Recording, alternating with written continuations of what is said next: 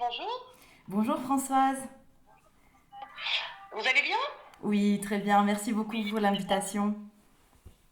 Alors, bienvenue dans l'émission Femmes de caractère. Nous sommes dans une configuration un peu spéciale. Je suis quelque part sur la côte atlantique. Vous êtes quelque part dans une grande capitale européenne. On va en parler tout de suite. Vous vivez à Bruxelles, c'est ça?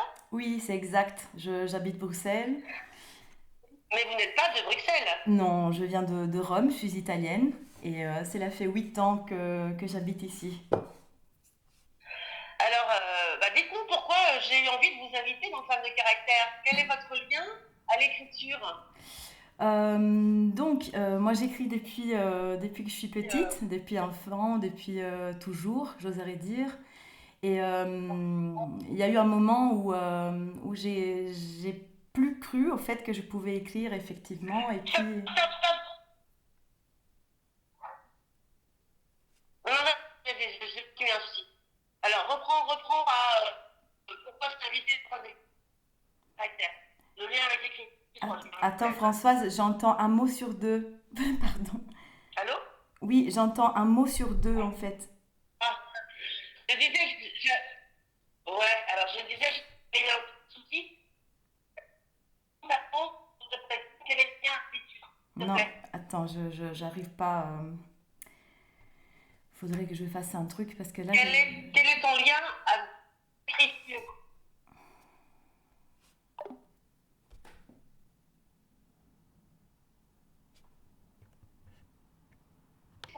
T'es prête?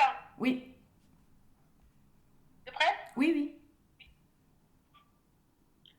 Alors, quel est ton lien avec l'écriture, Elisa? Moi, j'écris depuis que je suis enfant. J'ai toujours eu la passion pour les histoires, pour le son, le rythme que les mots prennent quand elles sont couchées sur une feuille blanche. Et puis, au fur et à mesure, l'écriture est devenue de plus en plus une urgence, une pratique, grâce aussi à Bruxelles et à cette migration que j'ai vécue. Ça m'a donné vraiment la possibilité de faire de l'écriture mon travail et de d'écrire tous les jours et d'essayer de trouver ma dimension là-dedans aussi à un niveau professionnel. Mais à la base, voilà, c'est une passion qui est devenue une urgence, une véritable manière de vivre quelque part. Alors, j'imagine que tu écris dans ta langue maternelle. Eh ben non, j'écris en français. Cela a été tout un travail parce que j'écrivais déjà en Italie. Et puis, il y a 8 ans, quand je suis venue en Belgique, je ne parlais pas du tout français. Cela a été très difficile quand même de changer de langue, de maîtriser une langue. Et puis tu vois, Françoise, quand maîtriser une langue, ça suffit pas pour créer un style aussi, pour arriver vraiment à partager ce qu'on a de plus profond à partager. Donc ça a été tout un travail, mais maintenant j'écris que en français, j'oserais dire. Et puisque peut-être je pense aussi en français, donc c'est devenu la langue de mon art. Alors, cet art, est-ce que tu peux nous en parler un peu plus? Oui, évidemment, j'ai fait des études en dramaturgie, surtout, ce qui a été très important pour moi parce que je viens d'un autre monde, je suis politologue à la base. Donc, disons qu'en Italie, j'avais une vie euh, que j'avais pas forcément choisie. J'avais un peu mis de côté qui j'étais, j'avais un peu mis de côté mes rêves et ce que je voulais vraiment faire. Et une fois arrivée en Belgique, ce qui devait être pour quelques mois, je suis restée parce que j'ai senti cet air de liberté qui me permettait quand même euh, de faire ce que vraiment je voulais. J'ai commencé un master en art du spectacle. Donc les premières choses que j'ai écrites en français étaient pour le théâtre. J'ai fondé une compagnie de théâtre qui s'appelle Compagnia Randaggia. Et, euh, et j'ai commencé à écrire des spectacles qui ont pas mal tourné ici en Belgique, aussi en Espagne, en Argentine. Mais bon, voilà, c'est pas que le théâtre. J'écris beaucoup de poésie. Euh, voilà, maintenant, récemment, j'ai commencé à écrire des expositions, ce qui pourrait être un peu bizarre. Imaginez écrire une exposition, mais voilà, dans le monde de l'art contemporain, on a le droit à ce type d'expérience culturelle. Et donc voilà, c'est un peu ça que je fais avec mon art. Je donne des ateliers d'écriture. J'essaie vraiment de restituer l'écriture.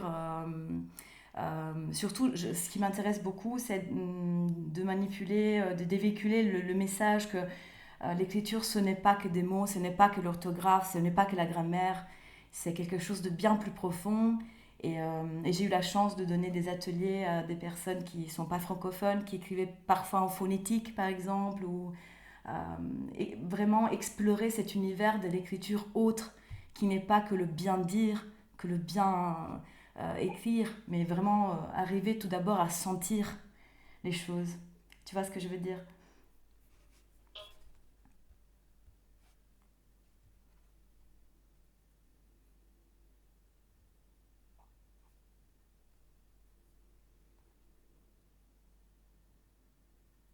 Elisa?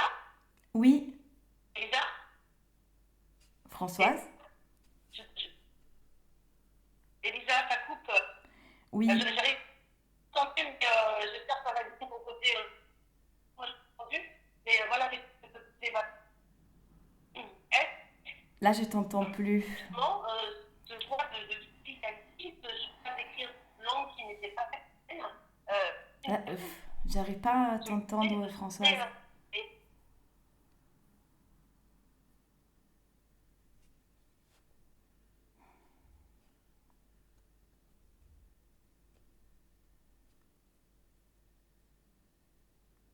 Allô?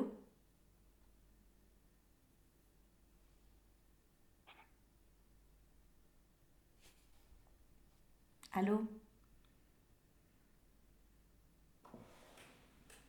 Oui, est-ce que tu as entendu ma question, Elisa? Non, j'ai pas entendu ta question. Alors, je vais répéter si ça marche, on fait comme ça.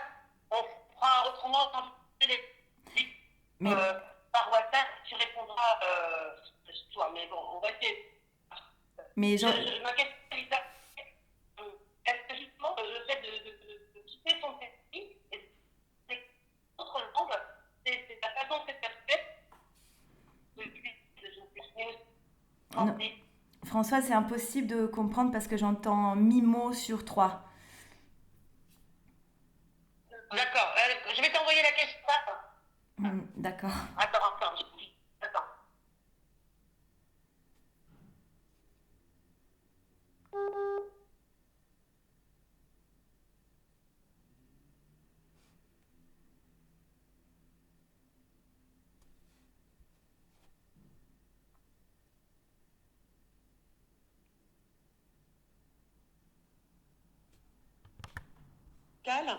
Donc, est-ce que justement le fait d'avoir quitté ton pays, d'avoir choisi de t'exprimer finalement dans une langue qui n'était pas la tienne, c'est une façon de se réinventer en tant que femme et en tant qu'artiste?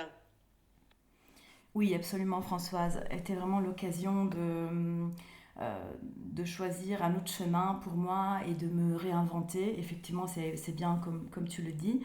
Ça a été aussi un outil d'émancipation, le fait d'apprendre le français et de commencer à écrire en français.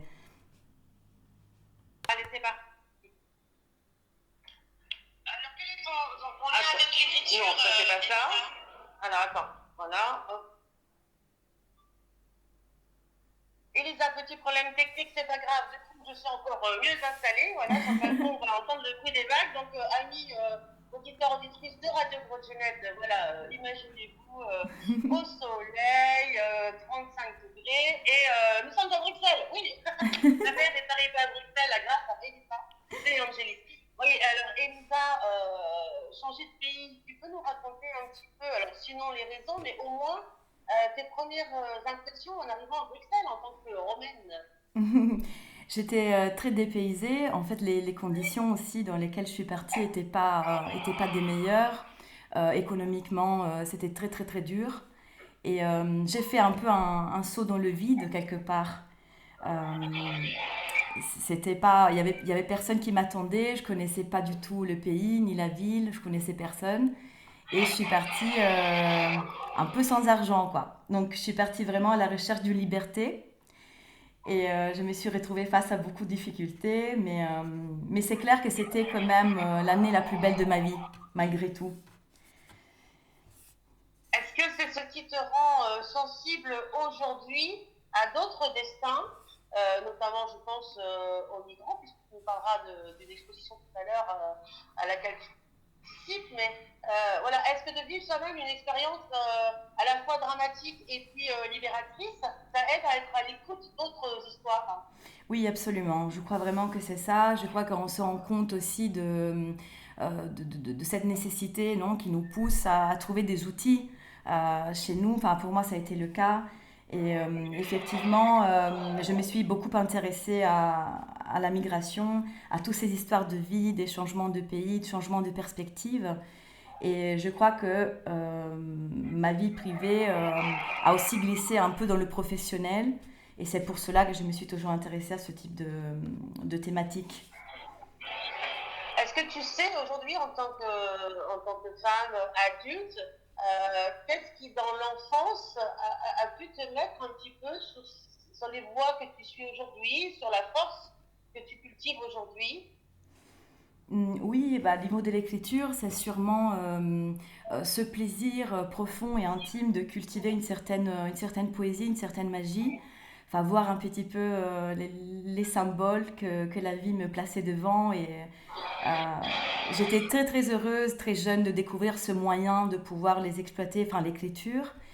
Et puis aussi, j'ai fait très jeune beaucoup de rencontres de personnes qui venaient d'ailleurs, qui me racontaient d'histoires Ah, d'ailleurs. Et d'une autre époque peut-être, mais aussi d'autres pays, d'autres cultures. Ça m'a toujours fascinée. alors j'ai une question aussi de femme qui vit dans le monde rural. Est-ce que quand on est d'une capitale, il faut migrer dans une autre capitale? Et bah écoute, je dois t'avouer que Bruxelles, c'est une capitale, mais ça reste une ville très petite pour moi par rapport à d'où je viens. Je ne l'ai pas fait exprès, c'était un peu le hasard qui m'a amené ici à Bruxelles en fait. Donc j'ai pas réfléchi dans ce sens. Allons jusqu'au bout de la question. Est-ce que tu t'imagines demain, dans quelques années, à Berlin, à Madrid ou dans une autre capitale du monde? Est-ce que ton destin est lié à ces grandes métropoles? Bah, je me dis pourquoi pas. Après, il y a toujours la question de la langue. Est-ce que ce serait possible pour moi maintenant de m'adapter, enfin de réapprendre une langue? Enfin, franchement, je ne sais pas comment j'ai fait pour me lancer comme ça dans cette aventure du français et voilà, de commencer à écrire en français et tout. Il doit y avoir eu un peu d'inconscience de ma part quand même. Et maintenant, à 35 ans, je me dis, est-ce que j'aurai le même courage ou la même inconscience pour refaire ce parcours? Alors, ce que je te propose, c'est qu'on écoute un peu cette langue française quand elle passe entre tes mains. Tu nous lis un premier texte? Oui, en fait, j'ai choisi un texte, vraiment le premier texte que j'ai écrit en langue française. Ça me semblait parlant à ce propos. Et c'est le On texte t'écoute. justement qui est présenté dans un des textes qui est présenté dans l'exposition que tu as évoquée, donc Traces migratoires. D'accord. Là, je croise des gens et je me demande si cette condition qui m'habite, c'est la même pour tout le monde, si ça peut être partagé. Cette envie de liberté qui nous pousse à traverser les océans, cette recherche d'une place, d'un but, d'un rêve, un, un seul, celui qui nous anime, celui dont on songeait quand on était enfant, quand on pensait que le monde était notre plateau et qu'on aurait eu le temps de comprendre, quand on pensait qu'il y avait quelque chose à comprendre. Ce désir d'y être et de s'échapper, qui nous balance entre partir et rester, entre l'immobilité et la vitesse, entre ce qui est et ce qui pourrait être. Moi, j'y suis née là-bas. Tu comprends? C'est là-bas que j'ai appris tout ce que je sais, tout ce que je connais. Le premier ciel que j'ai vu, je l'ai vu là-bas. Les premières émotions que j'ai exprimées étaient en cette langue-là. C'est incroyable comment les habitudes changent plus vite que l'on ne croit. On se dit que tout ce que nous sommes en train de quitter nous manquera pour toujours, mais après, Un jour comme les autres, nous nous surprenons à sentir chez nous. La place dans le monde est un état intime, pas un état-nation. Et je crois que c'est un défi, je crois que c'est personnel, intime, que c'est difficile à expliquer, que peut-être il ne vaut pas la peine de le faire, de le parler, de le penser. Il faut le vivre, le montrer, et le montrer tout d'abord à soi-même. La recherche de sa propre place dans le monde commence avant d'en avoir conscience. Ça commence avec un saut dans le noir, bien avant l'approche rationnelle, comme si quand tu pars, tu n'étais déjà plus là. Tu te soustrais d'un arrière-fond duquel tu ne faisais pas partie. Tu pars et tu n'étais déjà plus là. Et quand on part et qu'on revient, il y a quelque chose qui blesse. Comme un sens d'aliénation, c'est la vie des autres qui continue et on n'en sait plus rien. Et on rate des morceaux des personnes qui auparavant étaient notre monde et qui maintenant représentent un puzzle abstrait et confus. Et là, je crie. Je crie, car normalement je ne peux jamais crier. Normalement on ne crie pas, on ne peut pas crier. J'en ai marre d'avoir peur de déranger et de faire attention que les voisins n'entendent pas mes cris, mes pleurs, mes orgasmes. Mes pensées font trop de bruit. Mon accent fait trop de bruit. Et je crie que non, je ne danse pas depuis que je suis enfant. Je ne suis pas riche juste parce qu'ici ils me payent en euros. Ce n'est pas le fait d'habiter à Paris qui me rend un putain d'artiste et que toute cette liberté a un prix. Et je crie dans les salles d'attente, dans les gares, à l'aéroport, dans les bibliothèques et les églises. Je crie face aux gens. Je crie quand je n'ai envie, quand j'ai peur et quand ma famille me manque. Quand la pluie s'arrête et je voulais encore l'écouter. Et je crie parce que ce monde est plein de distance. Merci beaucoup, Elisa.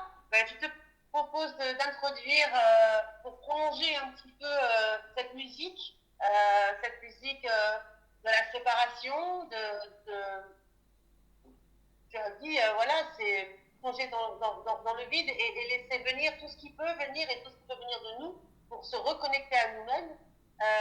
Voilà, ton premier morceau musical, c'est One Day. Voilà, il y a un jour où tout bascule. One Day, il y a un jour où tout reprend vie. C'est Umut Vikdan. Tu peux nous dire un mot sur ce morceau? Oui, absolument. Bah, Umut, c'est un très cher ami, un collaborateur avec qui j'écris justement des expositions et des chansons. Et en fait, c'est une musique qui me touche vraiment très profondément et sur laquelle j'ai écrit aussi beaucoup de textes, de mots.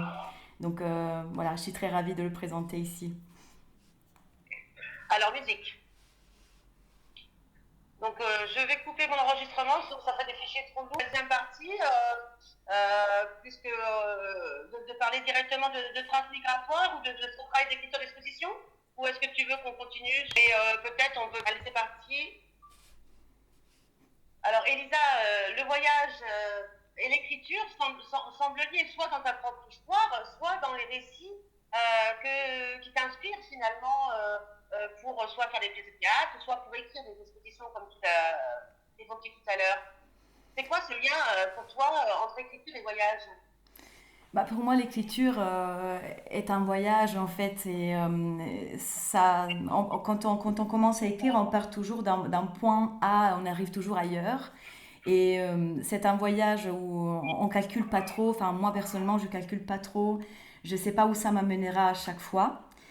Et je trouve que dans cette mise en abîme enfin, de l'écriture, c'est vraiment le moyen pour pouvoir transférer, pour pouvoir restituer quelque part à l'écrit des voyages de vie, des migrations intellectuelles, des migrations aussi pratiques, aussi des voyages concrets, comme voilà, l'exposition de laquelle on parle depuis tout à l'heure. Et j'ai repris cette thématique de manière très différente dans mes pièces de théâtre et dans les expositions que j'ai écrites quand même. C'est deux angles totalement différents. Alors, l'exposition dont on parle depuis tout à l'heure, sans en parler vraiment, c'est traces migratoires. Mais c'est quoi les angles dont tu parles? Bah, pour l'exposition, par exemple, c'était vraiment une recherche très profonde de témoignages. Donc j'ai un peu mis ma plume au service de récits de vie, d'histoires de vie.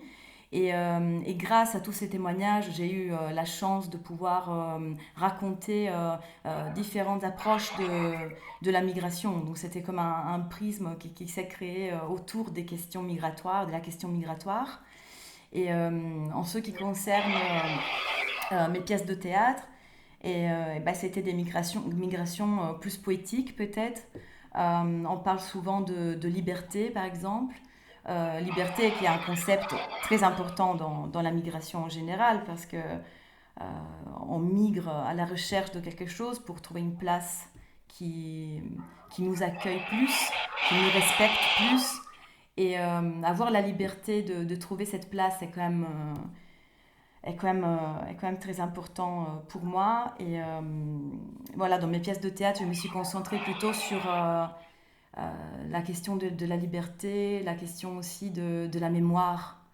Tu vois, c'est tous des sujets qui ne sont pas directement la migration, mais que ça ramène aux racines quand même. Les racines, nous en parlerons sans doute un peu plus tard. Est-ce que vivre dans une capitale, tu m'excuseras, c'est un peu obsessionnel chez moi, est-ce que c'est pas justement un peu contradictoire avec l'idée de faire ce travail de mémoire autour des racines?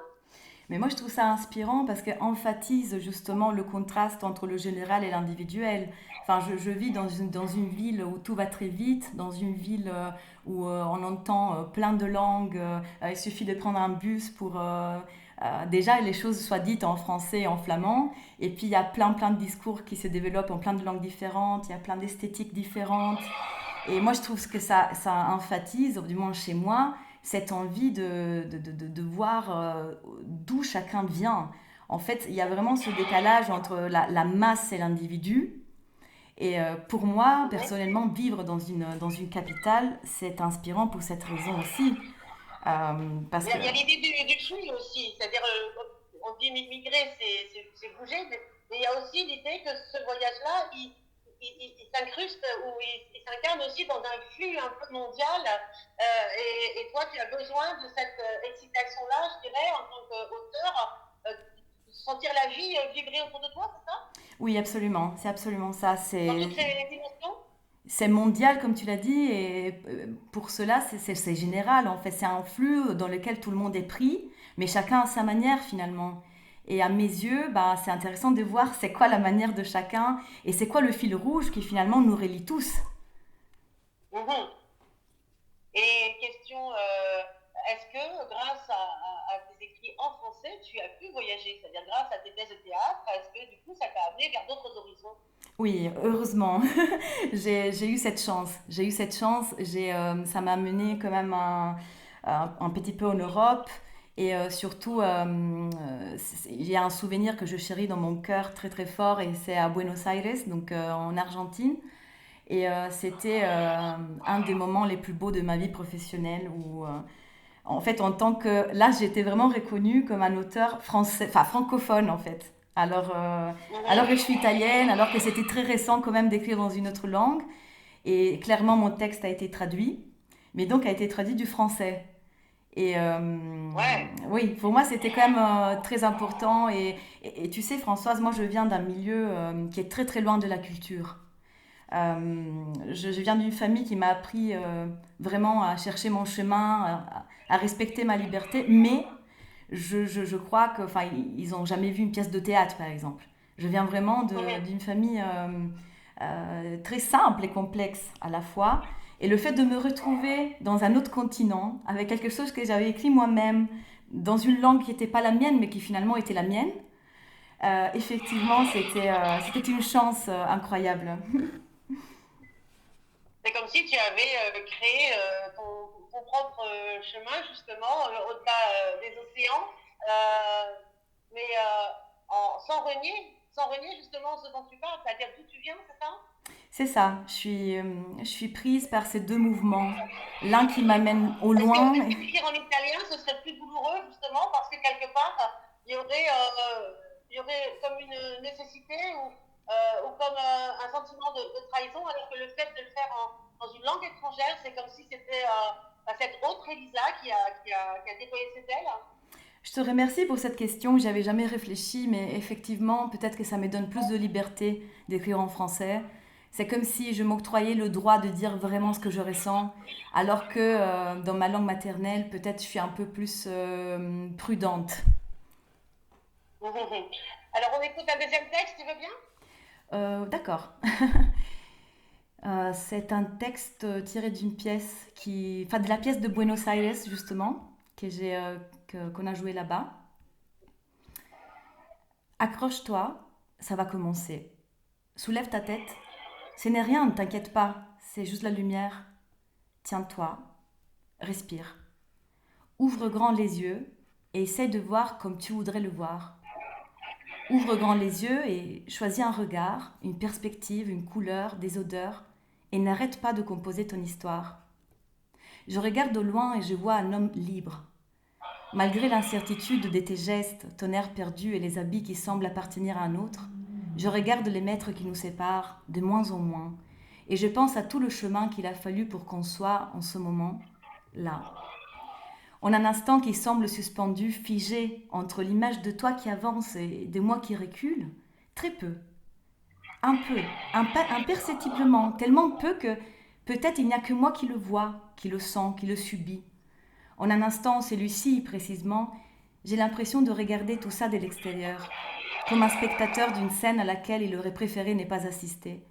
Le spectacle de ces deux prisonniers, l'un face à l'autre, en partageant un vertige. Je ne l'imaginais pas comme ça, la liberté. Et toi, tu t'imaginais quoi? Que le ciel remplaçant le plafond, tu te serais envolé dans la vie? La liberté n'existe que pour les gens libres. Pour les autres, elle n'est qu'une promesse à chérir, l'horizon qui borne notre illusion, un mirage à cultiver.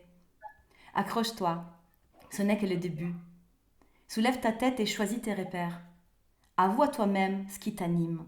Parmi toutes ces émotions, trouve le courage de comprendre qui tu es et d'assumer tes choix, tes désirs, tes pulsions, tes erreurs. Ce n'est rien, ne t'inquiète pas. C'est juste la lumière. Tiens-toi, respire. Et si je te disais que la liberté n'accepte pas de compromis, n'attend pas le bon moment? Toute cage est faite d'attentes et d'illusions et toute liberté est faite de choix. Regarde, on lance une petite pièce dans l'air, ici, tout droit sur la tête et on la suit du regard. Tu vois comme elle tourne? Elle prend son temps pour définir quelle face nous montrer. Entre-temps, on se projette dans les futurs possibles. Et il y en a tellement que quand la pièce rejoint le point le plus haut, juste avant de redescendre rapide, nous sommes emprisonnés dans des et si, dans des peut-être, comme si c'était la pièce qui définissait notre chemin, plutôt que la main qui l'a lancé. Nous sommes au loin, à imaginer des vies qu'on ne connaîtra jamais, au moins une sur deux, comme si c'était notre passé à déterminer notre futur, ou quelque chose d'autre, ou quelqu'un d'autre. Quelles que soient les cages desquelles nous nous échappons, parce que chacun a les siennes, moi je regarde de loin et je vois des hommes et des femmes libres. Je regarde les mètres qui nous séparent, de moins en moins, et je pense à tout le chemin qu'il a fallu pour qu'on soit en ce moment là. Eh bien, merci pour tout ce chemin que nous n'aurons pas encore parcouru, Elisa, qui fait que nous sommes là, toutes les deux, ensemble, avec des auditeurs de femmes de caractère. Et sans transition, on écoute le deuxième morceau que tu as choisi, Lullaby, Goran Bregovic. Merci beaucoup, à tout de suite. Merci. Allez, c'est parti, attends, je relance. Ok. Et ça c'est pas ok, d'accord. Désolée, hein. Donc, aïe, aïe, aïe. Merci, Elisa, j'aimerais bien qu'on évoque ton parcours de femme, on en a parlé, mais comme le fait d'être une femme, tu as parlé de courage dans ce texte, de liberté, toutes tes expériences d'écriture et de rencontres t'amènent à rencontrer justement d'autres femmes. Est-ce que tu veux parler un petit peu des femmes dans ta vie, dans ton regard? Oui, absolument. Bah, moi, je viens d'une famille de femmes. Et ouais, je trouve que cette féminité m'accompagne un peu dans toutes les décisions que je prends. J'ai eu des modèles de femmes vraiment très inspirantes dans ma vie. Et je trouve que c'est quand même une chance d'être une femme. Moi, je suis très redevable d'être une femme. C'est clair que c'est pas toujours si évident que ça, surtout dans le monde de l'art. Je dois t'avouer, Françoise, que parfois j'ai des difficultés par rapport à ça. Je sais qu'on en parle beaucoup récemment, mais on n'en parle jamais assez, j'estime. J'ai l'impression qu'on est encore en train de se construire une place là-dedans, dans la culture, je veux dire. Et si je peux mettre une petite pierre dans cette construction avec mon art, et ben, je suis très heureuse de pouvoir le faire. Ça veut dire que la liberté, ou ces fameuses cages, voilà, elles existent aussi dans le milieu professionnel, et que malgré que quand on âge 35 ans, c'est jeune, on pourrait imaginer que dans ta génération, vous ayez au moins plus de facilité, c'est pas le cas? Bah, moi, je n'ai pas vécu à une autre époque, donc je ne sais pas faire des comparaisons. Moi, la cage, par moment, je la ressens très forte, et ce qui me donne aussi envie de me libérer. Donc, c'est pas forcément négatif, mais ce que je veux dire, c'est que c'est pas toujours évident, surtout quand on est une femme de 35 ans, d'être écoutée pour ce qu'on a à dire. Et parfois, on est écouté pour d'autres raisons. Parfois, on ne nous écoute pas forcément comme on voudrait être écouté. Et je ne sais pas comment c'était. Et, Oui. ça me fait penser à ce que tu disais au tout début de l'émission sur c'est le rapport à l'académisme en fait. Quand tu parlais de la langue, tu disais la langue, l'écriture, c'est tellement autre chose que de la grammaire, etc. Et dans la question du milieu professionnel et des institutions, on est beaucoup dans le discours et on est beaucoup dans l'académisme. Est-ce que là, il y a un écueil? Euh, Quand on est artiste, justement, on fait de la poésie. Bah oui, déjà, enfin moi je parle en Belgique, enfin c'est le milieu que je connais. C'est clair qu'il y a comme deux niveaux culturels ici. Il y a les institutions, l'académisme, et puis il y a tout le monde un peu plus underground. Moi, personnellement, je me suis insérée dans cette deuxième univers, dans ce deuxième univers. Mais j'estime que pour arriver vraiment à être entendue à un niveau plus institutionnel, le fait d'être femme, je ne sais pas si c'est toujours d'aide. Voilà. Et tes publics, dans ton public, il y a des femmes. Est-ce que tu as la chance, en tant qu'auteur, d'avoir parfois des retours de femmes sur ce que tu proposes? Oui, absolument. En plus, dans mes ateliers aussi d'écriture, ben, la plupart des inscrits, c'est des femmes. J'ai eu la chance aussi d'animer des cercles de femmes. On a animé enfin, des ateliers d'écriture autour de qu'est-ce que ça veut dire d'être femme. Et euh, j'ai écrit un spectacle aussi qui s'appelle Hilde, d'ailleurs. Vraiment sur enfin, la féminité à toute époque. Là, le fil rouge qui nous relie toutes, malgré les époques, malgré la géographie, malgré l'espace-temps, en quelque sorte. Et ça, par exemple, les retours que j'ai eus des femmes étaient très très touchants. Parce que, enfin, peut-être jusqu'à ce moment-là, elles ne se rendaient pas compte à quel point une parole peut être si partagée, à quel point on a quelque chose de commun, nous, les femmes. Mais peut-être que les espaces manquent pour dire des choses comme ça. C'est-à-dire que voilà, ce ne sont pas les livres qui manquent, ce ne sont pas les cursus universitaires ou les lois égalité femmes-hommes qui manquent, ce sont les espaces de dialogue pour dire des choses. Se dire, non? Oui, C'est un peu effectivement, manque de caractère, hein? dans les dernières années, il y a de plus en plus, heureusement ça à Bruxelles. J'ai vraiment la chance de pouvoir participer à ce type de mouvement et je trouve que voilà, qu'il y a encore beaucoup de travail à faire, mais que heureusement ça prend pied, ça prend de la place et la parole se libère pour les femmes et on arrive à donner une voix à tout cet univers féminin qui a été un peu tabou aussi pendant un certain temps. Moi je le vois déjà en 8 ans, quand je suis arrivée en Belgique, ben, c'était pas comme c'est maintenant, comme aujourd'hui. Et ça, je le regarde avec un gros sourire. Je me dis que finalement, ben, contribuer à ça, pour moi, c'est génial.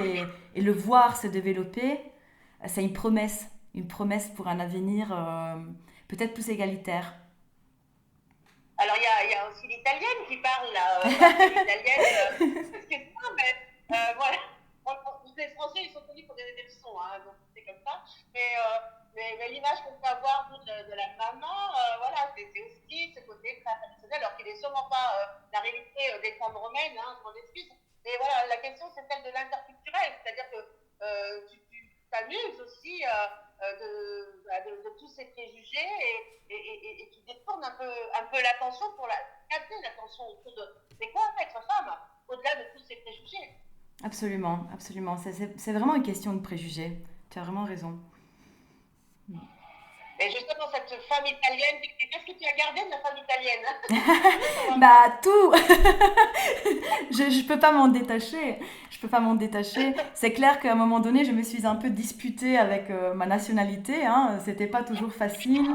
Je me suis sentie trahie par mon pays. Je me suis sentie trahie par cette italianité quelque part euh, qui n'était pas toujours facile à supporter. Hein. Parce que parfois on grandit avec cette idée que le monde est plein de belles choses, mais que c'est pas pour nous, mais que nous on pourra pas. Ah, Et, euh, mm. et moi, dans mon petit, je suis en train de changer ça pour ma vie. C'était dur, c'est encore dur parfois, mais ça prend, voilà, ça prend une dimension plus concrète maintenant. Mais qu'est-ce que j'ai gardé de Et est-ce que, l'italianité La spontanéité peut-être. et est-ce que ce choix, on va pas en parler trop parce qu'on va aborder qui est la femme inspirante que tu as choisie pour Femme de caractère, mais est-ce que justement ce choix de devenir politologue est déjà de dire ok, je m'arme pour le combat? Peut-être, c'était très inconscient alors à cette époque-là, mais maintenant je suis très contente des études que j'ai faites. Je ne comprenais pas mon choix à l'époque, mais maintenant, puisque je suis dans la culture et aussi dans le social, ben oui, effectivement, ça n'a pas été par hasard, ça c'est clair. Mm. Et qu'est-ce que ce regard de politologue nourrit dans ta façon de questionner ta propre existence et ton propre travail d'auteur? Moi je pense que, enfin sur la question par exemple de la féminilité et enfin aussi du féminisme, moi je crois qu'il y a beaucoup beaucoup de batailles à mener euh, dans ce monde et que enfin, personnellement c'est une bataille qui me touche beaucoup mais pas d'une manière hyper militante dans le sens que je suis en train de cultiver vraiment chez moi cette politique justement de mes droits à moi personnellement pour pouvoir ensuite inspirer dans mon petit d'autres femmes. Donc moi j'estime que enfin, ce que m'a appris la politologie par exemple c'est que des fois c'est vraiment très très bien de partir du petit, de l'individuel, du donner l'exemple avec sa propre vie et petit à petit laisser que ça prenne une forme et que ça arrive au général. Mais pour moi, c'est pas une bataille qui doit être menée que dans la rue, que dans les places. C'est aussi quelque chose d'intime, une prise de conscience intime. Et c'est ça, c'est pour ça que je me bats aussi. Alors, est-ce que dans ta famille, il y a une femme qui a voilà, une stature particulière dans ta vie qui t'accompagne aujourd'hui? Oui, bon, je veux bien dire qu'il y a plein de femmes inspirantes dans ma famille. Mais c'est clair que il y a ma grand-mère paternelle qui s'appelle Hilde, justement comme le spectacle que j'ai cité tout à l'heure. Et en fait, je me suis permise d'écrire quelques lignes pour expliquer pourquoi j'ai choisi cette femme comme une femme inspirante. C'est pas du tout pour ce qu'elle a fait, ce qu'elle a concrétisé dans sa vie, parce on est beaucoup dans les résultats, on est beaucoup dans une femme inspirante parce elle est devenue quelque chose, parce qu'elle a fait quelque chose. Moi, j'estime qu'elle est pour moi une femme inspirante juste pour qui elle a été. Et, euh, et c'est ça qui me touche au plus profond de moi-même. Donc voilà, je peux lire quelques lignes si tu veux Bien bien. sûr, on t'écoute. Hilde était ma grand-mère, la maman de mon papa, une femme que j'ai connue pendant les toutes premières années de ma vie. J'étais tellement jeune et je ne me souviens pas de son visage ni de sa voix. Pour moi, c'est comme si elle avait jamais eu de voix. Elle est une photo en noir et blanc que j'ai vue une fois et pas plus. Un portrait tissé en écoutant des histoires d'une autre époque. Elle est, ou mieux, elle est devenue, tout ce qu'on me raconte d'elle. Avant, c'était comme ça. C'était seulement au travers des autres qu'on pouvait laisser une trace de nous et de notre vie. On ne choisissait pas les meilleures photos de profil. Pour rendre public quelque chose, on le postait dans la mémoire des autres. Et c'était important que les gens aient une bonne idée de nous, pour qu'une bonne image de nos vies puisse exister un jour après nous. C'est mon autre grand-mère qui me parle d'elle. Moi, le seul contact direct que j'ai avec elle, c'est un ancien miroir qui avant appartenait à sa mère, après avoir appartenu à sa grand-mère. Quelqu'un m'a dit ça, ou alors je l'ai décidé toute seule que c'est comme ça, que cet objet est un fil rouge, un portail en quelque sorte, et que plein d'images de femmes y ont mis leurs soupirs et leurs grimaces. Une histoire de regards écocentriques qui se suivent dans le temps, comme l'évolution d'un point de vue. À part ça, je disais, c'est la maman de ma maman qui m'en parle. Elle m'en a toujours parlé. Quand j'étais enfant, elle m'en disait que du bien, qu'elle faisait trop bien à manger, par exemple des quadrucci all'uovo qui étaient la fin du monde. Elle me dévoilait aussi quelques secrets qu'elles avaient entre elles. Quand elle était malade, mais très très malade, hein, qu'elle avait compris qu'elle allait mourir, m'a dit de veiller sur ton père, qui était mon beau-fils, et surtout de te donner toujours 2 bisous à chaque fois, un de ma part et un de sa part. C'était comme ça avant, on fonctionnait par promesse. Les gens n'existaient que dans la mémoire des autres, et ces traces-là étaient la seule chose qui survivait. Et alors il y avait différentes versions de chacun, selon qui racontait l'histoire. Quelque part ça reste vrai aujourd'hui, mais en ce temps-là, il n'y avait que ça. Je veux dire, maximum une dizaine de photos ont été prises de Nonna Hilde en toute sa vie. Rien d'elle n'a été immortalisé, si pas des perceptions, le reflet d'elle sur les autres. Et maintenant que je suis une femme, la maman de ma maman me parle aussi de certains aspects moins faciles de Hilde. Voilà donc qu'elle sort un peu plus de la photo, de la cuisine où elle faisait des quadrucci, de l'hôpital où en étant malade m'assurait un double bisou, et elle devient soudainement, après tant d'années, juste une femme. Merci beaucoup, Elisa De Angelis. L'émission s'achève, on va la finir en musique avec une grande artiste, et je te remercie pour ce choix. Mais avant, est-ce que tu voudrais bien, pour nous, en Bretagne, annoncer les prochaines dates de l'exposition Traces migratoires, dans laquelle on a justement un artiste de Pontivy, Nico, qui expose une œuvre. Juste nous dire où ça va se passer, quand, et pourquoi ce projet-là est important pour toi, Elisa. Absolument. Ce sera, bon, Traces migratoires, du coup l'exposition sur la migration, une exposition multidisciplinaire, sera du 4 au 14 novembre au Tripostal, donc ici à Bruxelles, à Saint-Gilles. Et comme tu l'as dit, Françoise, il y aura aussi un mur participatif où on a la chance vraiment d'accueillir plein d'artistes internationaux. Et c'est un projet vraiment qui met en scène des histoires de vie. C'est un projet qui parle de la migration, de tous les côtés de la migration. On a essayé vraiment d'être ouvert à des témoignages de vie. Et on a déjà eu de super bons retours, surtout pour cette authenticité avec laquelle on a créé ce projet. Donc si jamais vous passez à Bruxelles, je vous invite quand même à jeter un coup d'œil. Et Françoise, tes invités aussi.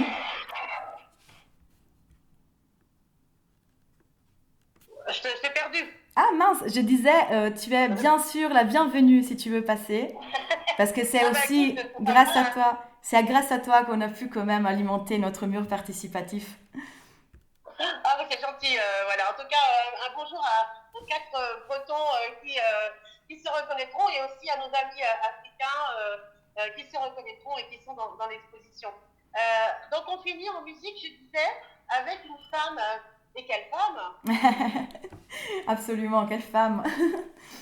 et quel titre, People have the power. Les gens ont le pouvoir, chacun de nous a le pouvoir, ça résume bien tout ce que tu nous as expliqué à travers ta propre expérience d'auteur et de femme, Elisa. Alors, on se quitte comment alors? Dis-moi, Pardon? on se quitte comment? On Avec s- Patti Smith? Avec Patti Smith, Et People Have the oublie, Power. Et et on... oublie Pardon. Et je voulais quel aussi... dernier message tu veux laisser aux Bretons? Bah, je voulais surtout te remercier, Françoise, déjà de m'avoir invitée, mais aussi d'avoir conçu et réalisé cette émission autour des femmes de caractère. C'est vraiment très très précieux. Merci. Bon, bah alors on se quitte là-dessus et on te souhaite plein de voyages, plein de rencontres ben, on suivra ton actualité littéraire, théâtrale avec grand bonheur. Allez, Elisa De Angelis, à bientôt, ciao. Merci, Françoise.